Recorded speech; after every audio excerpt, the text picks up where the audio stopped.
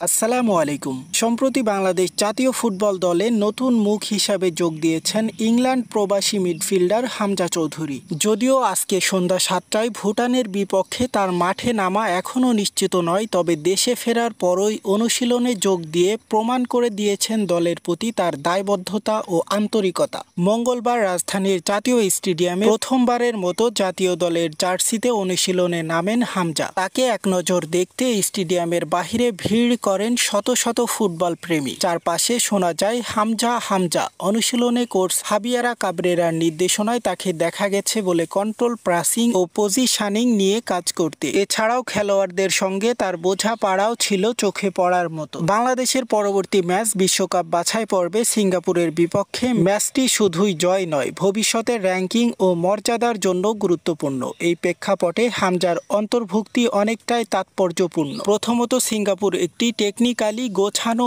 দল যারা মিডফিল্ডে নিয়ন্ত্রণ রাখতে ভালোবাসে। সেই জায়গায় হামজার ইংলিশ ফুটবল লিগের অভিজ্ঞতা এবং প্রিমিয়াম লিগে খেলার ইতিহাস তাকে বড় সম্পদ করে তুলতে পারে বাংলাদেশের। দ্বিতীয়ত, তার ডিফেন্স ও মিডফিল্ডারের ভূমিকায় বল কভার ও ট্রাগল ও প্যাসিংয়ের দক্ষতা সিঙ্গাপুরের গতিময় আক্রমণ থামাতে গুরুত্বপূর্ণ ভূমিকা রাখবে। বাংলাদেশের কোচ হাবিয়ারা কাবরেরা জানিয়েছেন, হামজা পেশাদারিত্ব ও নিবেদন প্রশংসার যোগ্য। আপনারা দেখছেন এইসে গ্লোবাল নিউজ, সাথে আছে আমি হুসাইন আহমেদ। সকল আপডেট পেতে আমাদের সাথেই থাকুন। সকলকে অনেক অনেক ধন্যবাদ।